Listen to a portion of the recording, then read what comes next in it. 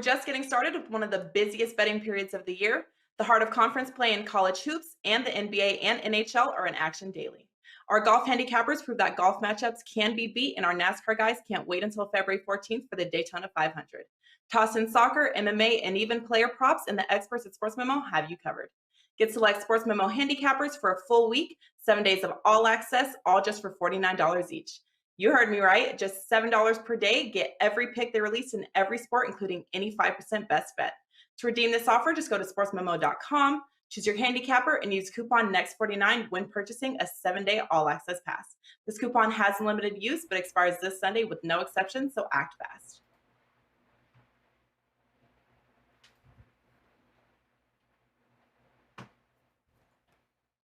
All right, and away we go. Welcome in here, guys, to the Wednesday edition of the College Basketball Tip-Off Show, powered by WagerTalk.com. Light card here today, but some very interesting matchups, 4 of which we're going to go ahead and break down for you here today. We're going to start with an early game, getting ready, I believe, somewhere around that 4 o'clock time frame. Connecticut, Providence. We got Rutgers, Iowa, Virginia, Georgia Tech.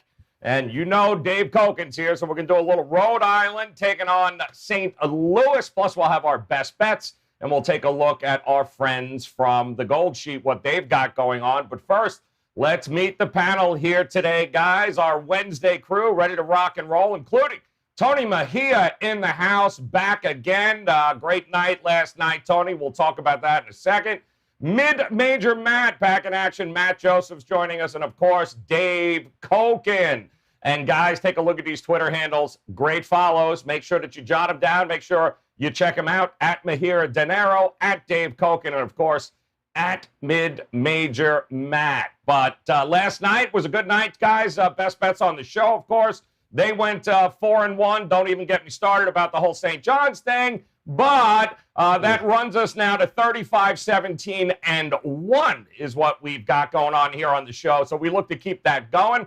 And Tony, let me start with you, my friend. One of your best bets there, Arkansas, getting the job done last night against Kentucky. So congratulations. What do you got today at Wager Talk? Well, I've got plays up in soccer. It's a big international soccer day. College basketball. I got the early tip with UConn Providence covered, and then I'll have a lot more after we are done taping these shows. And I've got NBA plays. Obviously, it's Customer Appreciation Week. So, it's a great deal.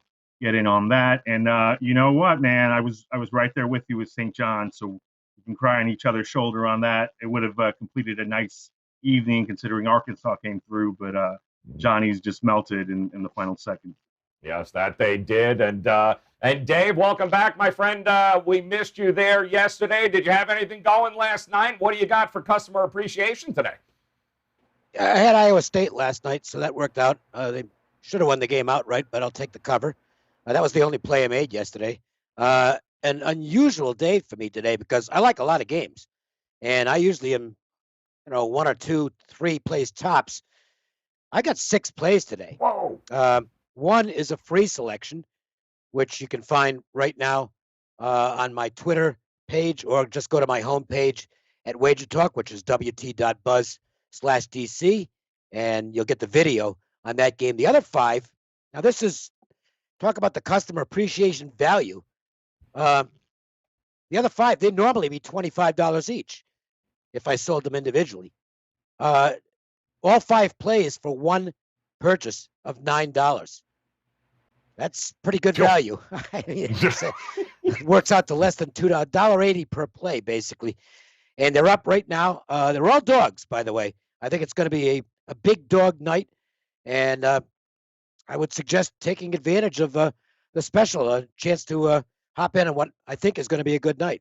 I love that. And, guys, listen, I can tell you right now, for him to have that many plays, it is a card he loves. $9 customer appreciation right now, guys. Dave and Tony, the opportunity. Head there right now. Grab their packages today and make it a profitable Wednesday.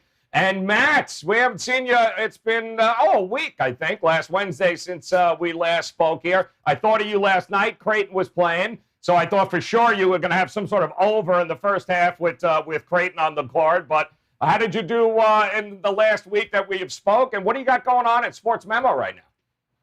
So you guys know I'm a Syracuse guy. I'm a Syracuse alum, proud fan. Really happy we won last night. And, of course, I just add another reason why I hate Georgetown, because I loaded up on that game, had the first half over, the game over. I thought Georgetown was going to score, took their team total over, and they crapped the bed and just gave me another reason to hate Georgetown. So it was a bit of a rough one, still on a 56% run. Got a couple of NBA props because we're hitting them up on the website, sportsmemo.com, and you get my best bet in college basketball in the package as well. So it was a rough night last night, but of course we bounce back and do it again today. That's what it's all about, man. And once again, guys, sportsmemo.com is where you can get Matt right now. They've got quite the opportunity as well. All access pass, 7 days, every play, just $49 right now with Matt Joseph at sportsmemo.com. Make sure you guys head over there. Check that out as well. It's all about value and, of course, customer appreciation. Nobody's doing it better than our friends at WagerTalk and sportsmemo.com. All right, guys, want to take a look. We got a 4 o'clock game coming up here, so let's just get to this Connecticut game. So those of you that took the time to join us here early on today, we appreciate it. Let's look at what we got here at this Providence UConn game. And, Tony, I'm going to throw it to you first here. It is a little early afternoon action. The Huskies, they were off to an 8-4 start, 5-4 mark in Big East play. Talk to me here about this line, though. 1.5 is what it opened up at. Total at 134. Is the right team favorite? I think the right team is favored. We should see the return of James Booknight, which is probably what is moving the line some. And as we get closer and he is confirmed to play, and again, from everybody's understanding, he was good to go as of this morning.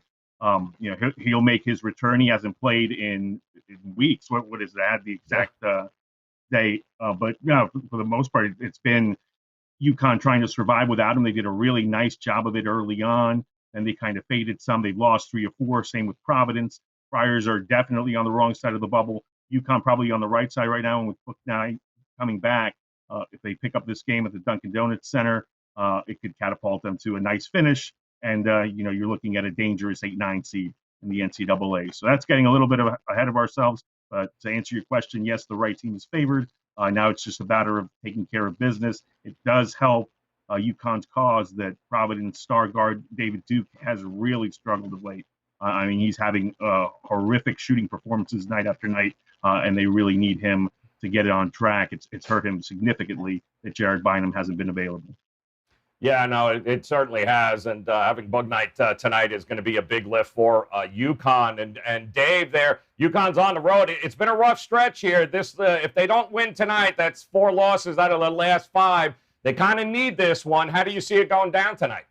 Well, Booknight falls into that category of what happens with teams on a frequent basis when a star player goes down. They really galvanize and sometimes play a little over their heads when the injury first takes place. And then reality sets in. And that's what's happened with Connecticut. They actually played quite well when Booknight first got hurt, but have regressed since. So they really need him back. It's tough to read the Friars at this point. I think what Tony just said is dead on. As far as Duke is concerned, he's just having to do too much with Bynum not on the floor. So even though Bynum's not it's one of those things where Bynum's not the best player on the team. He might not even be the 3rd best player on the team, but because of the position he plays, it's forced Duke into doing things that Duke really shouldn't have to be doing, and that's impacting his entire game. It's still a tricky spot for me. I want to see how Booknight is in his first game back. Nobody wants the Friars right now. They've lost 3 in a row. They've lost 7 of their last 9. The team's going bad. Forget the bubble. They're nowhere near it at this point. They're 5-8 in conference, 9-10 overall. So they're not a tournament team. They would have to go on a tremendous hot streak to even get consideration. Connecticut is in consideration for a tournament berth. It's a more important game to them. I'm still not comfortable with it, though. I need to see what the Huskies are like if Booknight is back on the floor as projected, how things come together. So I'm going to stay out of it. All right, staying out of it. And Matt, I'm not exactly the two fastest-paced teams we're going to have on the court here this afternoon, but how are you approaching this game? Total side, how are you going to look at it? I mean, it's kind of a live betting situation for me. If Book Knight plays, as everybody says, I mean, I want to see how he looks out there. I mean, just because he's back doesn't mean he's going to be 100%. If he plays a couple minutes and doesn't look great, maybe there's a live betting situation on Providence. It's one of these games. It's an early afternoon game, so you may not necessarily get the best effort from either team. And as you said, pace could be a bit of a slow one for both. UConn's starting to shoot the three well in Big East play, and Providence has been really good during Big East play defending the three. So that's something else to watch for. Nothing for me to be for the game, but this is definitely a live betting situation if you get a feel for how good UConn looks with their star back. All right, guys, 4 p.m. Eastern time for that start there. Good luck. And the other game that we're going to head to, 7 p.m. here tonight, Big Ten, Rutgers taking on Iowa, who hopes to stop the bleeding at this point. Opens up at 6. I'm seeing 6.5 now in some places. Total was right around that 151.5. I'm seeing that. Maybe some 149.5s in a couple of places. But Dave, it's a slumping Iowa Hawkeyes team that needs to stop the bleeding. Are they going to be able to get it done here tonight, in your opinion? Well, and here's another game where he's clearly not the most important player on the team, but the absence of C.J. Frederick has clearly impacted this Hawkeye team. It's just the player rotation flow hasn't been the same, and they've really missed him. He's back tonight, so that should absolutely help Iowa. I think they'll be more comfortable with him on the court, but they're not playing good ball right now, and Rutgers is. I mean, Rutgers has gotten healthy, and they've won 4 in a row. They're going to be coming in with a full head of steam. They're also looking to avenge a very close loss at home. I like road dogs that are looking to avenge a home loss by one possession or an overtime loss. And in the case of Rutgers and Iowa the first time around, 2-point Iowa win at Rutgers. So the angle, and it's not, it's not an automatic for me, but it's certainly something I consider, because if you go back a lot of years, it's been a productive angle. I'm not saying it hits at 70% or anything like that. It doesn't, but it wins more than it loses. So Rutgers fits that. I think they fit the current form. I guess I have to lean to the Scarlet Knights here. It's an interesting angle, man, when you look at it here, given what we learned from the first game. They did a pretty good job of holding that Iowa offense in check here. Do you think they can do it again here tonight? Well, and the other key was they didn't have Almiori that game. And they were pretty good on the boards. 16 offensive rebounds for Rutgers. They held their own against Iowa in that game. Now, Connor McCaffrey only played 3 minutes, so that was a factor on the other side for Iowa. But, I mean, when Iowa's home, I usually just look at the over. I mean, I think Rutgers' offense is going to do its part because Iowa plays no defense whatsoever. And I would lean to Rutgers, too. I mean, the McCaffrey fade has to continue. I mean, Iowa has shown me nothing to say that they're going to win this game rather easily. The only problem comes in the play at the end is Rutgers is one of the worst free throw shooting teams I've ever seen. And if this game is close, or you need those free throws to keep it close and they start missing them, that becomes an issue because, if they go 0 for 2, that's like a turnover. So I hesitantly back Rutgers here in terms of fading Iowa because their defense is bad, but I also like the over here, especially at home. Iowa's offense seems to come alive at home, and I think Rutgers will more than likely do their part as well. Yeah, I mean, he said it there, Tony. The free throw, they only shot 33% in that first matchup, and they only lost by a bucket. So I don't know that that's going to change overnight. But how do you have these two teams going at it tonight? Yeah, they're 345th in the nation in free throw shooting. It's just barely over 60%. So that's really an issue. If you want a spoiler, because this is my best bet, you can go to this is also my free pick at awesome. My page at wt.buzz/TM. So you can get it there. But since I'm going to save it for the end of the show, I'll talk about the total. The number was actually 160 in Piscataway when these teams played it in January. So now you're getting a deal. And I think it is because Rutgers has struggled to score some. But with Clifford Marui back, he's actually really helped balance out the reserves contributions. Rutgers has been much better of late offensively. Still terrible at the free throw line, but I think the difference here is that Iowa's not a very good defensive team. I think they've missed Frederick more on the defensive end than the offensive end, because with the McCaffrey kids, at least they're smart passers and they keep the offense going. I was number one in the nation in offensive efficiency, but it's a defensive end where they've really struggled to get stops when they've needed them, and that's really caused this slump. So Rutgers, to me, far more physical than any team that the Hawkeyes have played recently. Ohio State, I think, comes closest, but Rutgers, who comes in there and bullies you out, they've got two bodies that they can throw at Garza and Miles Johnson and Omari. So, two guys that will make him work, that will use up all their fouls. I'm with Matt on the over here. I have it 80-76. So, that do the math and you'll know what my best bet is at the end of this. But this is one of those games where it's a great opportunity for Rutgers to make up for one of those disappointing defeats that they had earlier this year. Yeah, I'm seeing a couple of 149.5s too out in the marketplace right now. 7 p.m. For that tip-off here tonight, guys, at Iowa and Rutgers. We're going to talk a little bit about this Virginia game and Georgia Tech in a second, but I do want to just take a second, guys, to remind you it is Customer Appreciation Day at WagerTalk.com. And right now, it doesn't happen often, guys. For $9, He's got 6 plays up at his page right now. One of them is up there, I believe, for free. He's got a whole lot going on today. Loves the card, guys. This doesn't happen often. And for $9, you can have every play. Just head over to WagerTalk.com. Tony Mejia locked and loaded here tonight. We're talking soccer, college hoops, NBA, all ready to go right now. $9 as well at WagerTalk. And Matt Josephs, Mid-Major Matt. Yep, 7 days, all access for Mid-Major Matt at sportsmemo.com. Just $49, $7 a day. Opportunities galore here, guys. Let's make it a profitable Wednesday into the weekend.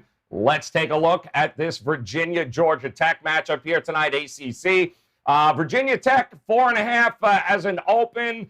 I'm seeing a couple 4.5s. There's a 4 out there, too. Total 128.5. And Matt, I'm going to come to you first here in your neck of the woods there, this Virginia-Georgia Tech team. I just feel like Georgia Tech doesn't get an awful lot of credit, but they seem to be in more games than people think they're going to. Could we possibly see an upset here with this Georgia Tech team tonight? I mean, I certainly come into play when it comes to covering this game. And you probably lean towards the under here because both teams play, you've got the pack line defense against the junk defense that Georgia Tech does, and they switch it up a bit. And if you go back to the meeting in Charlottesville, UVA only won 64-62 in that game. And you look, the key for Georgia Tech was Jose Alvarado, as he always seems to be, 20 points and 8 assists, only had 2 turnovers.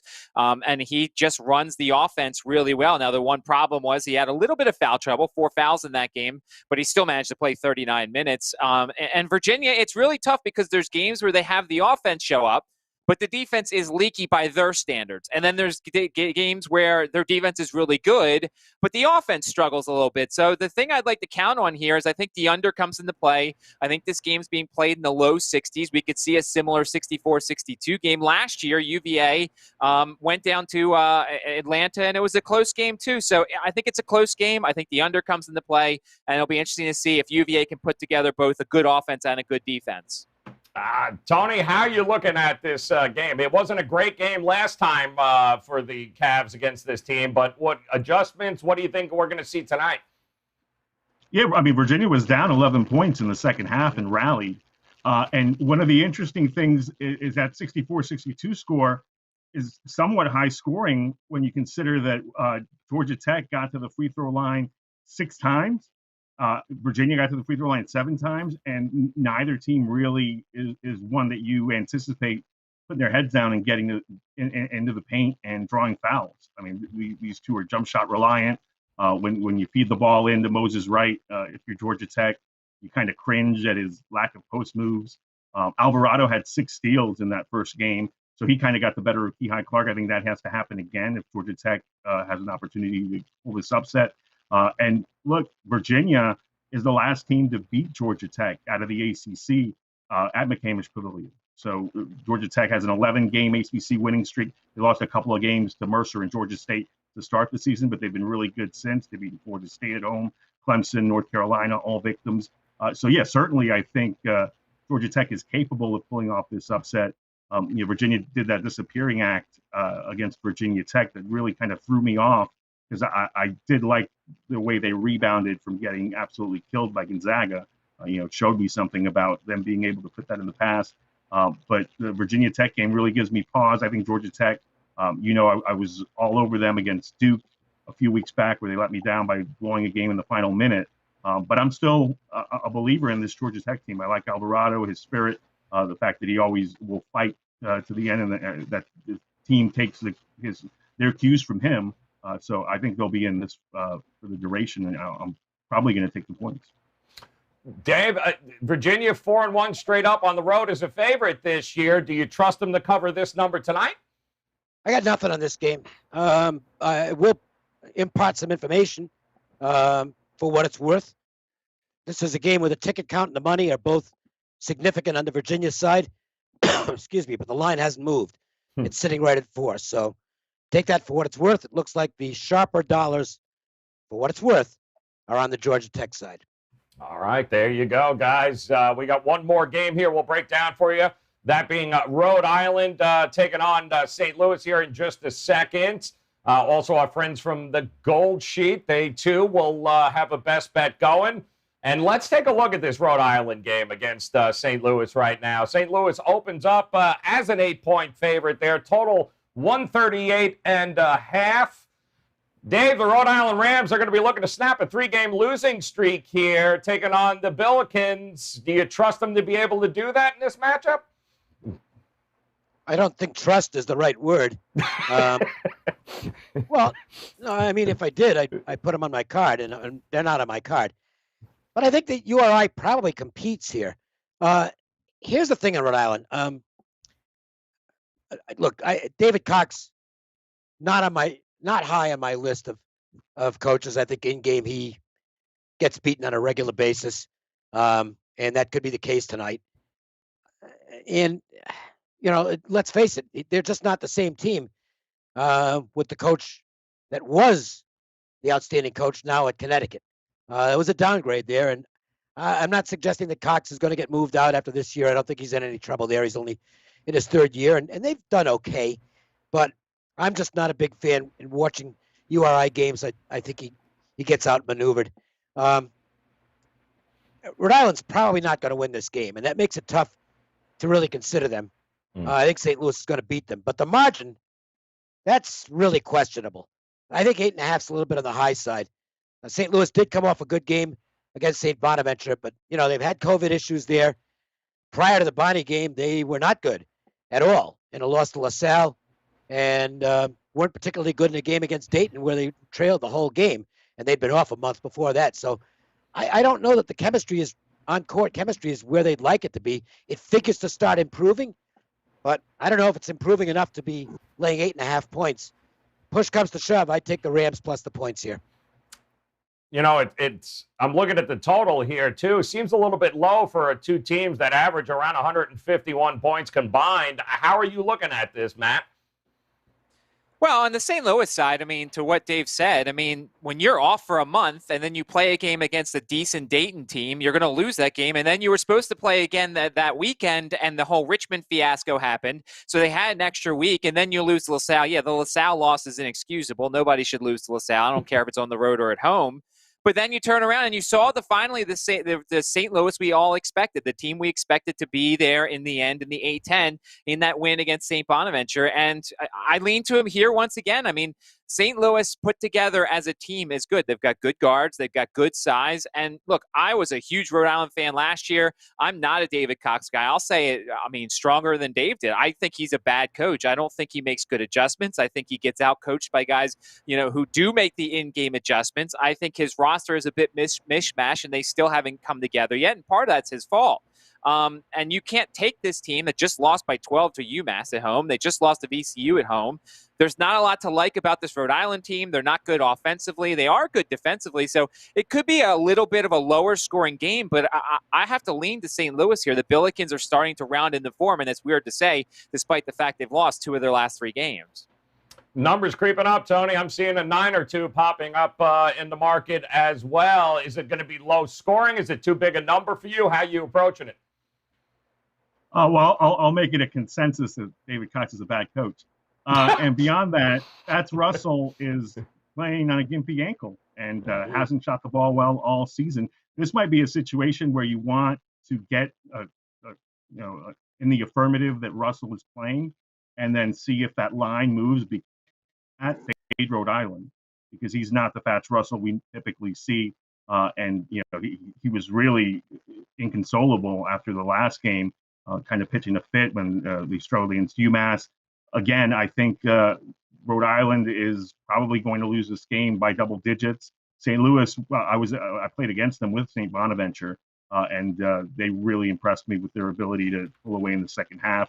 Bonnie's made a run as I expected them to. I thought it would be one of those games where they'll catch it from behind, and St. Louis would not quite be there yet after that long layoff, but Billikens made plays down the stretch. So, my expectation here is St. Louis wins by double digits. And again, I want to see Fats Russell in the lineup, so this line comes down to maybe 8, and then I'll fade him. All right, so it looks like we got a potential blowout here, according to Tony, in this game. That was 9 p.m. Eastern time for a tip-off. And, of course, we've got some best bets just around the corner, as well as our good friends from the Gold Sheet. Just a final quick reminder here, guys, that right now, Customer Appreciation Week at WagerTalk, Dave Kogan's got 5 plays locked and loaded, 6. There's a free one on there as well if you visit his page at WagerTalk.com. You can also get every one of those plays for just $9 right now, as well as Tony Mejia there. He, too, locked and loaded across multiple sports here tonight, $9 if you visit his page at WagerTalk.com. And Matt Joseph's over at SportsMemo.com. Get an all-access 7-day pass. Get every one of his plays for the next week, $7 a day, $49 right now. Take advantage of that at SportsMemo.com. All right, let's take a look at what we got here from our friends at the Gold Sheets. It is, they're going under in this Virginia-Georgia Tech game. Now, Tony, I asked you yesterday, does this handwriting look familiar to you at all? Yeah, this one's mine. I've got Virginia winning 61-59. So, look, both teams shot the ball really well in Charlottesville, and especially Georgia Tech. They were 9 of 15 from three-point range, and we saw 126 combined points. So this to me has more of a feel of a grinder. I've got them getting to 120, so give me the under. All right, and let me go right back to you there, Tony. We'll start with you here for the best bet of the day. What do you got circled for us tonight? And I'm going to go with Rutgers taking the points. I think physically they'll take it to Iowa. I think they match up really nicely in terms of containing Garza with Frederick coming back. Maybe there's some continuity issues from Iowa that Rutgers can exploit. I fully think that the Scarlet Knights need to be ahead in the final 8 minutes to get this cover, because they can't do it playing from behind. But I think they'll have a lead of 3 to 4 points that they'll probably fumble away at the free throw line. Ultimately, I've got Iowa winning the game by a narrow margin, but 6.5, 7 points, just too much for me. I'm going to go ahead and grit my teeth while Rutgers shoots free throws poorly, and still hope 7 points is enough. Look like sweating Rutgers at the foul line there. All right, Dave, where are you going, my friend? Who you like tonight? One of the games I took is Tulane. They're getting 7.5 now from Tulsa. It's dropped a little bit, but I still think it's very playable at 7.5. I never, Tulsa was one of the teams that mystified me earlier in the season. I couldn't figure out how they were winning, because they're a bad offensive basketball team, and that offense has caught up with them in AAC play. They've lost 4 of their last 5. The only win was against East Carolina, and that game was just awful. I happen to have the misfortune of watching a good portion of that game. For some reason, I think it was on at an odd time, so there was nothing else to watch. It's like, okay, well, I'll watch this. And I mean, the two teams set the game of basketball back about 50 years. It was terrible. I just can't see them as this much of a favorite over anybody, considering their current offense. Tulane's just as bad, but just as bad plus 7.5 should get you a cover. I'll take the Green Wave plus the points here. All right, Green Wave plus the points in that much. And Matt Joseph, SportsMemo.com. Mid-major Matt, where you going? I'm feeling a team total somewhere around here. What do you got going for us tonight? All right, first off, before we do that, John Rothstein just tweeted, Booknight's not playing this afternoon. His sources say that, and now Jeff Goodman just added, so no Booknight. So I guess we have to like refilm that part of the show or anything because they're not playing. In this one, no team total. I'm going to a game total. I'm going to the over for the Mercer-Sanford game. I watched this game, even though I had nothing on it. I know I live a luxurious life. And these two teams, they played a really low-scoring regular 60 minutes. And they played 2 overtimes and got to the score that we always thought they were going to. Mercer won 89-82. And look, Mercer didn't shoot the ball well in that game. And then Sanford was coming off a long pause, so they were a bit rusty. They only had 20 points at halftime. I don't expect that to happen. I think both teams get their legs under them pretty early in this game. Sanford regularly plays 75 to 80 possession games. Mercer wants to get up and down too. I saw some advantages. Sanford had a little bit of an advantage inside, and Alvarez for Mercer was really good. Free throw shooting is good for both teams. So I think we get the regular over we expected in the first meeting between these two in the second meeting. And, if there's 2 overtimes again, then that should help out in the over. All right, good stuff there. And I'm going to look at one of the best games on the board tonight. Boston College and Wake Forest. BC 1-7, I think, in ACC play. Wake Forest 2-8. The good news is somebody has to win this game. I'm pretty sure that Boston College has got the rust off here for that shellacking they took while on hiatus from COVID issues against NC State over the weekend. I think they present some value as a home dog here. Let's look at this best bets recap if we can. Matt Joseph's Mercer-Sanford over 153. Get ready for the points. Dave loves Tulane here also getting about a little over a touchdown. Tony Mejia, Rutgers tonight. Just don't have him shoot free throws. He should be good. I'll take BC at home getting 1.5. And our friends at the Gold Sheet, they like the under in that Virginia-Georgia Tech game. And don't forget, guys, customer appreciation at WagerTalk.com. Dave's plays, locked and loaded. Tony's plays, locked and loaded. $9, guys. Go get them right now at WagerTalk.com. Make sure you make your way over to SportsMemo.com and grab a 7-day all-access pass with mid-major Matt. Matt Joseph's there. 7 days, $49 every play he posts for the week. And on behalf of Tony Mejia, Dave Koken, and Matt Joseph's, come back and join us again tomorrow, but make sure you hit that bell in the upper right-hand corner. Make sure you subscribe, and make sure you come back. Let's make it a profitable night in college hoops. Best of luck. We'll talk to you again tomorrow. Tuesdays is known as $2 Tuesdays at WagerTalk.com and SportsMemo.com, where you can get the hottest handicappers, best bet, or daily package for only $2.